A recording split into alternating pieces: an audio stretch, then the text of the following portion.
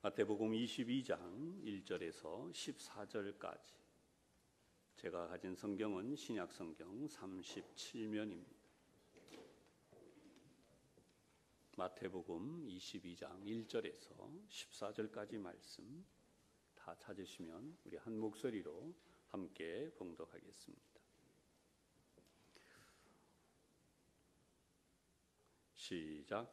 예수께서 다시 비유로 대답하여 이르시되 천국은 마치 자기 아들을 위하여 혼인잔치를 베푼 어떤 임금과 같으니 그 종들을 보내어 그 청한 사람들을 혼인잔치에 오라 하였더니 오기를 싫어하거늘 다시 다른 종들을 보내며 이르되 청한 사람들에게 이르기를 내가 오찬을 준비하되 나의 소와 살진 짐승을 잡고 모든 것을 갖추었으니 혼인잔치에 오소서 하라 하였더니 그들이 돌아보지도 않고 한 사람은 자기 밭으로 한 사람은 자기 사업하러 가고 그 남은 자들은 종들을 잡아 모욕하고 죽이니 임금이 노하여 군대를 보내어 그 살인한 자들을 진멸하고 그 동네를 불사르고 이에 종들에게 이르되 혼인잔치는 준비되었으나 청한 사람들은 합당하지 아니하니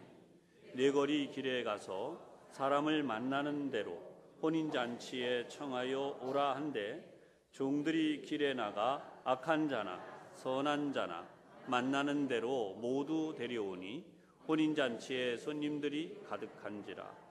임금이 손님들을 보러 들어올새 거기서 예복을 입지 않은 한 사람을 보고 이르되 친구여 어찌하여 예복을 입지 않고 여기 들어왔느냐 하니 그가 아무 말도 못하거늘 임금이 사원들에게 말하되 그 손발을 묶어 바깥 어두운 데에 내 던지라. 거기서 슬피 울며 이를 갈게 되리라 하니라. 청함을 받은 자는 많되 택함을 입은 자는 적으니라. 아멘. 이 말씀이 먼저 우리 모두에게 큰 은혜가 되시기를 바랍니다. 또 오늘 이 양쪽에 앞에 있는 분들 함께 축복하면서 인사하겠습니다. 오늘도 하나님 은혜가 충만하시기 바랍니다. 하나님 은혜가 충만하시기 바랍니다. 혼인잔치에 초대받은 자, 혼인잔치에 초대받은 자라고 하는 제목으로 함께 은혜를 나누겠습니다. 잔치라고 하는 말이 오늘 말씀에 나오죠. 잔치 그러면 정말 즐겁고 행복한 시간이죠. 잔치 중에 가장 으뜸인 잔치는 어떤 잔치일까? 우리 성경에 나와 있듯이 혼인잔치일 것입니다. 더구나 하나밖에 없는 아들을 위해서 이 잔치를 준비해 온 아버지의 마음, 얼마나 그 기대가 크고 즐거울까요? 예수님께서는 바로 이 비유를 통해서 천국이 얼마나 기쁘고 즐거운 것인가, 그런 곳에 대해서 말씀을 하세요. 천국에 대해 이 비유를 말씀하실 때에 특별히 왕이 자기 아들을 위해서 혼인잔치를 베푸는 바로 그런 곳이 천국이다, 이렇게 설명을 하고 계십니다. 혼인잔치라고 하는 것은 갑자기 하는 것이 아니라 이미 많은 시간, 정성을 들여서 준비하는 것이죠. 아들이 태어나든 딸이 태어나든 우리도 이렇게 자녀들을 위해서 정성을 다해 늘 혼인잔치를 준비하는 마음으로 우리 자녀들을 양육하고 있죠. 이렇게 아들의 결혼을 기뻐하며 즐거워하던 왕이 초청장을 미리 보내놓았습니다. 때가 되어서 혼인잔치를 하게 된다면 함께 와서 즐거워하며 이 잔치에 참여해달라라고 한 것입니다. 마침내 혼인잔치 날이 왔어요. 그래서 초청했던 사람들에게 종들을 보냈습니다. 정말 정성을 다해 잔치를 준비했습니다. 그러니 오셔서 함께 이 잔치를 축하하고 이 잔치에 참여해 주시기를 바랍니다. 이 종들을 보냈는데 어쩐 일인지 이 사람들이 잔치에 오지를 않아요. 그래서 다시 다른 종들을 보냅니다. 혹시 초청이 소홀했는가? 그랬더니 이번에는 그렇게 종들이 찾아가서 초청을 했는데 일부 사람들이 각자 자기 볼일로 떠나버렸어요. 그리고 나머지 사람들 가운데에는 보냈던 종들을 성경에 의하면 능욕이라 그랬습니다. 굉장히 욕을 보이는 거죠. 모욕하는 것입니다. 이 사람들에게 어려움을 주고 심지어 죽이기까지 했어요. 이러한 일을 벌인 이들에 대하여서 오늘 예수님 이들이 잔치에 참여할 수 없다라고 하시며 군대를 보내서 응징을 하십니다. 조금은 이 혼인잔치에 대한 부분들이 약간 다른 비약이 있는 듯이 보여집니다. 그런데 이 혼인잔치의 비유와 말로 천국에 대한 말씀, 천국으로 초청하는 우리 하나님의 마음을 담은 말씀이라고 하는 사실을 생각하면 우리가 이 의미를 보다 더 정확하게 자세하게 이해할 수 있는 것입니다. 오늘 이 말씀을 통해서 이 천국을 알려주시려는 주님의 설명을 잘 이해하시고 우리 모두 천국을 준비하는 하나님의 귀한 자녀들이 다 되시기를 주님의 이름으로 축원합니다. 이 비유를 통해 알려주시려고 하는 첫 번째 중요한 것이 있습니다. 그것은 바로 예수님께서 천국은 얼마나 소중한 곳인가, 그 천국의 가치를 알려주고 계십니다. 그래서 2절의 말씀을 보면 천국은 마치 자기 아들을 위하여 혼인잔치를 베푼 어떤 임금과 같으니, 천국이 혼인잔치를 하는 곳이다 라고 하는 곳에서 이미 앞에서 말씀드렸듯이 천국은 가장 행복하고 즐거운 곳, 인간이 이 세상에서 조금 어느 정도는 맛볼 수 있지만 정말 진짜 이것이 행복이구나 하는 것은 천국에 가야만 알 수 있는 거죠. 이러한 이 천국을 예비하고 계신 분이 바로 누구시냐? 성부 하나님이시라는 거예요. 예수님은 바로 이렇게 성부 하나님께서 천국을 준비하고 계시다라고 말씀을 하는 것입니다. 그리고 혼인잔치는 누구나 일생에 한 번이잖아요. 그것이 정상이에요. 그런데 성경에 나와 있는 이 사실도 마찬가지입니다. 혼인잔치는 하나님께서 한 번만 이 잔치를 베푸신다는 것입니다. 그래서 세상의 수많은 혼인잔치와는 비교할 수 없습니다. 천국의 혼인잔치, 우리가 어떻게 이 잔치를 사모하며 그 가치를 알아야 되느냐. 세상의 혼인잔치를 보면 그러한 혼인잔치에 대한 몇 가지 사실을 이해할 수 있습니다. 인간의 잔치인 이 세상의 혼인잔치에도 많은 사람들이 모여서 축하하게 되죠. 우선 소중한 사람의 결혼식이기 때문이에요. 이 세상의 사람들의 결혼식도 소중히 여기고 이렇게 모인다면 여러분, 하나님의 아들, 바로 이 하나님의 아들의 혼인잔치는 얼마나 소중한 것인가 하는 사실을 우리가 알아야 된다는 것입니다. 요한계시록에는 명백히 어린 양의 혼인잔치라고 해서 예수님의 혼인잔치에 청함을 받은 자들이 바로 교회의 모든 성도들이다 라고 하는 사실을 명백히 알려주고 계십니다. 그런데 우리의 문제가 뭐냐? 이 사실을 알기는 아는데 세월이 흘러가면서 조금씩 등한히 여기기 시작한다는 거예요. 여기에 문제가 있습니다. 우리가 하나님의 나라가 우리 일생 동안 참여하기 위해 준비해야 되는 가장 소중한 것이다. 이것을 예수님은 우리에게 알려주고 계십니다. 이 혼인잔치의 가치, 이것을 명백히 오늘 이 말씀을 통해서 우리가 우리 마음에 붙들어야 될 것입니다. 다음으로 이제 혼인잔치를 하는데 이 세상의 혼인잔치는 도움을 주고받은 사람들끼리 그런 도움을 주었거나 도움을 받았던 사람들에 대해서 우리가 조금이라도 이렇게 고마운 일에 대해 감사함을 표하는, 보답하려는 마음으로 이 혼인식, 결혼식에 참여를 하게 되죠. 그렇다면 여러분, 우리는 일생 동안 우리를 가장 사랑하시고 우리를 돌보시는 하나님의 은혜를 입으며 살고 있는 존재입니다.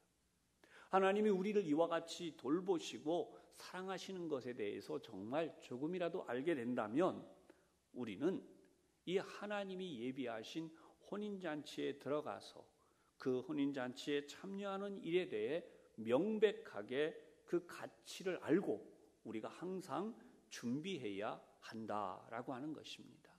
여러분 모두 그 하나님의 예비하신 혼인잔치의 가치를 알고 또 그 하나님께서 우리에게 베푸신 은혜에 대하여 감사함으로 이 혼인잔치를 잘 준비할 수 있기를 주님의 이름으로 축원합니다. 다음 세상을 보면요, 권력가와 재력가들의 결혼식에 사람들이 또 찾아가기도 합니다. 왜 그런가? 바로 그런 사람들을 통해서 우리가 인맥이라고 하는, 좀 우리가 세상에 살면서 서로 힘이 되고 도움이 되고 하는 그런 부분들 때문에 찾아가는, 줄을 많이 선다고 하는데요, 그런 분들도 있는 것이죠. 인간에 대해서 이렇게 도움을 원한다면 여러분, 우리 하나님은 어떤 분이실까요? 시편 46편 1절을 보면 하나님은 우리의 피난처가 되시고 환난 날에 도움이 되신다 말씀하고 있습니다. 그렇다면 우리는 하나님의 영원한 돌보심과 보호하심이 있는 그 천국에 대해서 얼마나 더 중요한 관심과 그리고 또 우리가 잊지 아니하고 그 천국을 준비하는 그 가치에 대해서 명백하게 우리의 삶을 여기에 세워가야 할까요? 그런데 이 잔치에 매우 중요한 사실을 오늘 성경이 말씀했어요. 그것은 바로 초청받은 사람들이 변했다는 것입니다. 왜 예수님이 이 말씀을 할까요? 예수님께서 이 말씀을 하신 것은 우리 인간은 주님께서 우리를 초청하신 데 대하여 우리도 모르게 서서히 변심할 수 있는 존재라는 것입니다. 3절의 말씀을 한번 보십시다. 그 종들을 보내어 그 청한 사람들을 혼인잔치에 오라 하였더니 오기를 싫어하거늘. 아니, 혼인잔치에 청하면 오래전에 받았는데 그 혼인잔치에 오는데 왜 싫어했을까요? 혼인잔치에 오는 것을 싫어했다는 것입니다. 여러분, 오늘 이 혼인잔치는 초청이 무엇이냐 하면 바로 저와 여러분이 오늘 이렇게 예배를 드리고 있는 것이에요. 아멘. 예배가 초청입니다. 그런데 얼마나 많은 이들이 이 예배가 바로 천국, 그 초청을 하고 있는 바로 그 자리라는 것을 모르고 있는 거죠. 이스라엘 민족이 바로 이 청함을 받은 첫 번째 대상이에요. 유대인들과 대제사장들, 바리새인, 서기관들, 여러분, 이 사람들이요, 하나님의 초청에 응해서 열심히 하나님께 제사하고 그들의 신앙생활을 해왔던 사람들이에요. 그런데 이 사람들이 점점 하나님께 예배하고 제사하는 일을 소홀히 여기다가 나중에는 하나님이 아닌 다른 대상들, 우상을 섬기기 시작했다는 거죠. 그것이 오늘 성경 본문에 나와 있는 중요한 내용입니다. 오늘 4절의 말씀을 봅시다. 다시 다른 종들을 보내며 이르되 청한 사람들에게 이르기를 내가 오찬을 준비하되 나의 소와 살진 짐승을 잡고 모든 것을 갖추었으니 혼인잔치에 오소서 하라 하였더니 5절 그들이 돌아보지도 않고 한 사람은 자기 밭으로 한 사람은 자기 사업하러 가고 6절 그 남은 자들은 종들을 잡아 모욕하고 죽이니. 얼마나 하나님을 예배하는 일을 지속하느냐, 정말 진실로 하나님의 말씀에 따라서 그들이 하나님께 제사하고 예배하는, 오늘 우리들이 신앙을 지키는 것과 같이 그렇게 살아가느냐 하는 것이 너무나도 중요한 것인데요. 여러분, 우리도 지금 한국 사회를 보면 이 가나안 성도로 불리우는 안나가 성도들이라고 이야기하는 이들이 늘어났다 이렇게 이야기하죠. 그런데 그 이유는 다양합니다. 개인적인 이유도 있겠고 그들이 실망한 것도 있겠고 또 교회에 대한 실망도 있고 다양한 이유들이 존재합니다.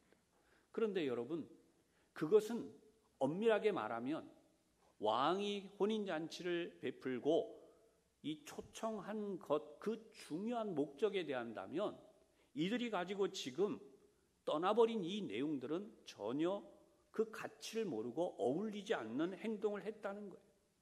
4절에 정확하게 이렇게 써 있어요.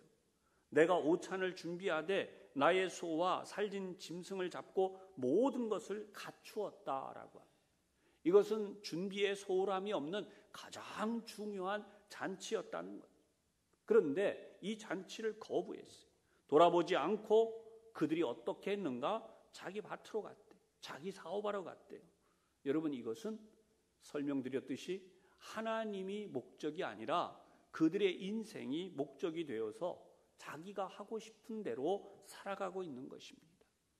그래서 하나님을 중심에 두지 아니하고 그들이 살고 싶은 대로 살아간다는 것을 이렇게 정확히 표현하고 있는 것입니다. 신앙생활은 내가 내 입에 맞도록 내 뜻대로 선택하며 신앙생활을 하는 것이 아니라는 거예요. 근데 이들이 왜 우상을 섬겼을까요? 왜 이들이 이 잘못된 길을 갔을까요?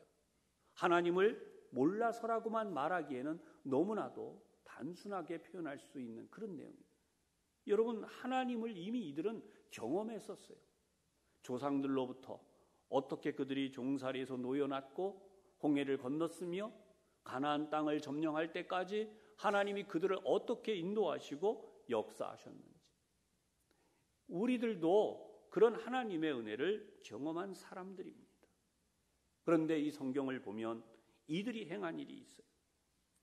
그들이 하나님의 말씀을 전하러 온 선지자들을 박해하고 핍박했는데 그것이 6절이에요.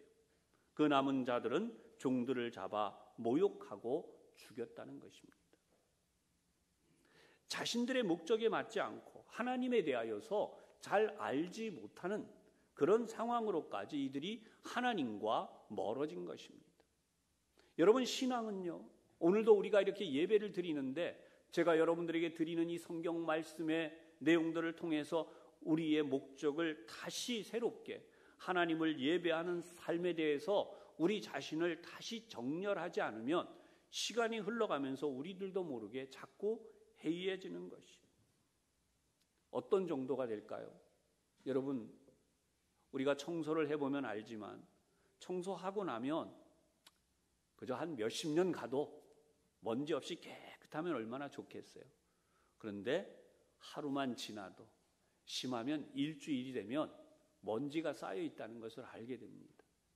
이 세상은 그렇게 사단이 우리에게 쳐놓은 세상의 유혹들, 하나님만을 온전히 예배하는 삶을 살아가지 못하도록 하는 것들이 마치 먼지와 때가 끼듯이 그렇게 역사하고 있는 곳이에요. 그래서 우리는 항상 하나님의 말씀으로 샤워를 하고 우리의 때를 벗기고 죄악에 묻은 모든 것들을 청소해서 하나님 말씀 중심으로 살아가도록 우리를 일깨워야 하는 것입니다. 이스라엘 민족은 그 일을 제대로 하지 못했어요. 결국은 선지자를 하나님이 보내셨습니다. 그런데 그 선지자들을 어떻게 했는가? 능욕했다는 거예요. 이것은 그들을 핍박하고 때렸다는 뜻이고요. 심지어 죽이기까지 했어요. 하나님께로 돌아오라, 하나님께로 돌이키라 라고 하는 선지자들을 보내셨을 때 그들을 핍박했습니다. 대표적으로 구약 성경에는 엘리야 선지자가 있습니다. 그리고 이사야 선지자와 예레미야 선지자가 있어요. 신약으로 내려오면 사도 바울과 같은 이가 있습니다. 이들이 한 일은 하나님의 보내신 이 종들을 박해하고 핍박하고 죽이기까지 합니다. 그래서 임금님은 다른 초청자들, 다른 사람들을 초청하기로 했다는 것입니다. 두 번째로 아무런 조건 없이 값도 없이 그저 천국을 우리에게 주셨다는 것이. 여러분, 다른 초청자들은 누구냐 하면 저와 여러분이에요. 이스라엘 민족을 초청하셨던 하나님께서 이제는 그들이 아니라 우리를 초청하셨다는 것입니다. 그러면 우리가 특별하고 뭔가 잘나서인가? 전혀 아니에요. 우리가 어떤 조건을 갖추었기 때문인가? 아니라는 거예요. 그래서 8절에 보면 이에 종들에게 이르되 혼인잔치는 준비되었으나 청한 사람들은 합당하지 아니하니. 여기에 나와 있는 합당하지 않다라고 하는 것은 그 임금님의 기준에 이제는 맞지 않게 되었다는 것입니다.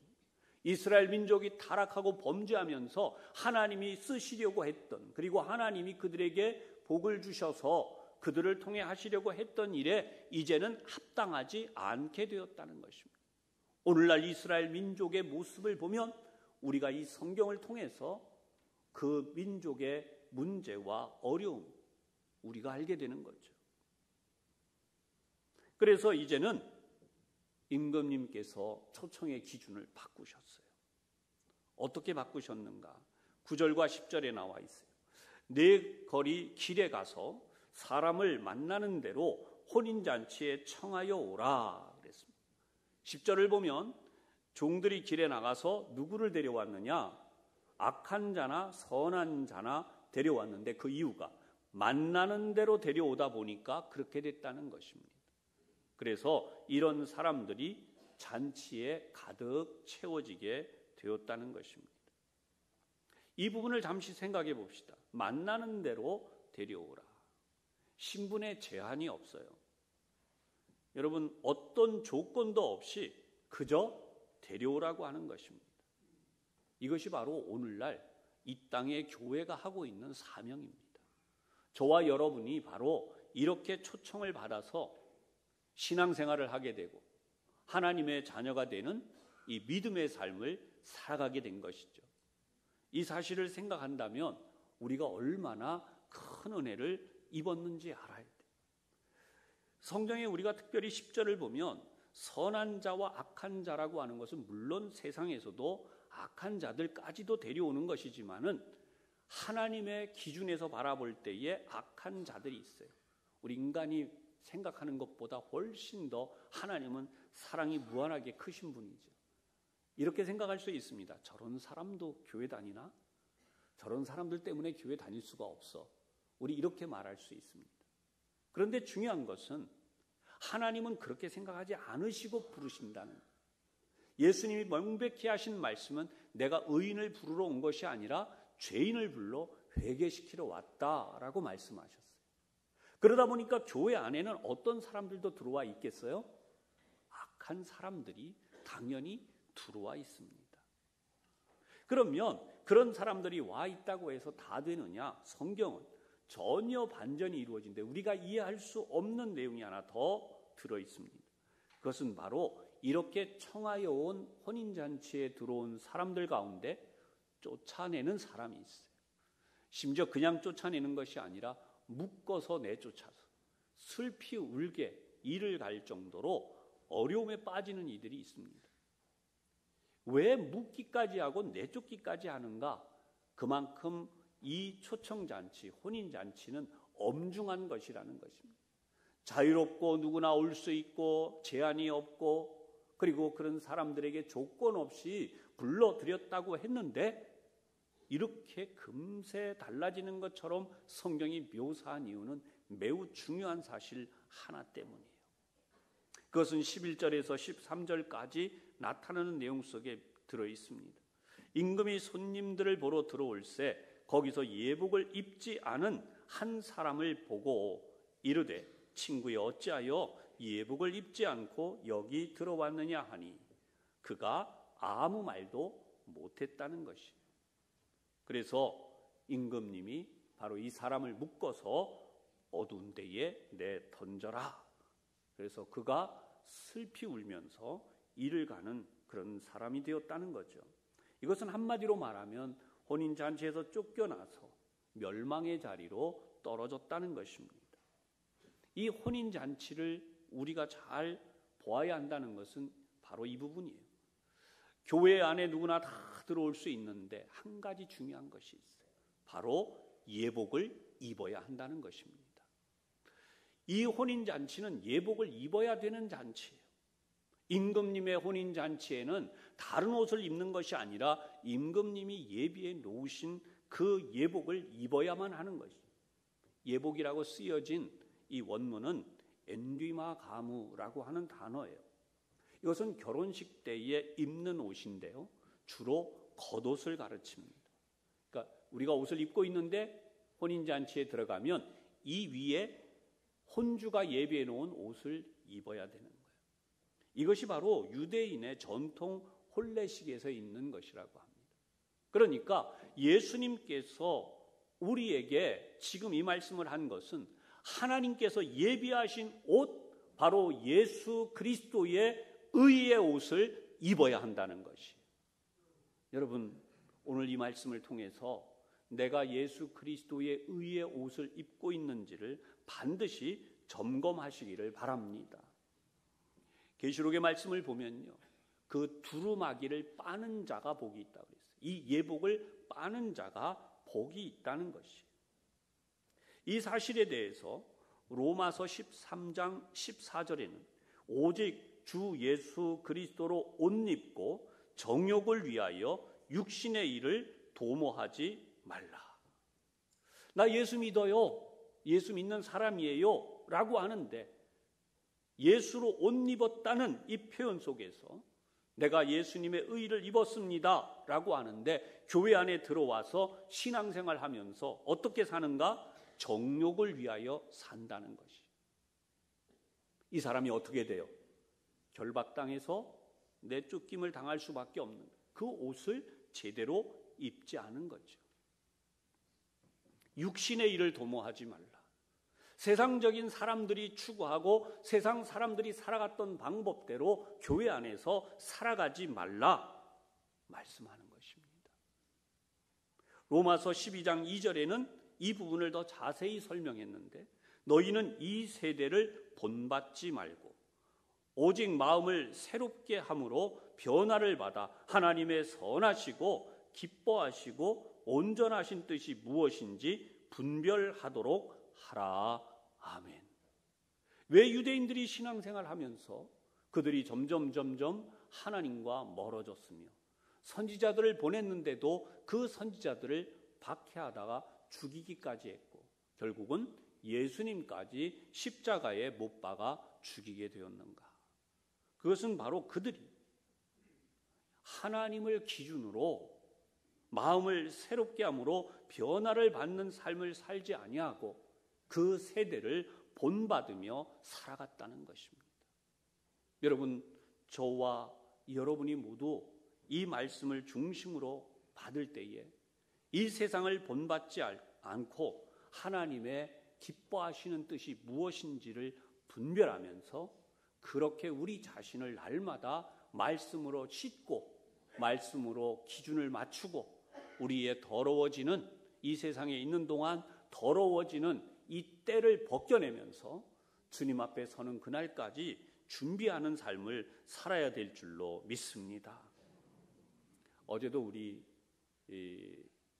남성교회 연합회에서 찬양제를 했습니다. 찬양을 이렇게 한참 듣고 보는 가운데 정말 감격스럽죠. 얼마나 코로나 이후에 우리가 하나님 앞에 찬양하는 게 기쁠까요? 근데 문득 마음속에 이런 마음이 들어오더라고요.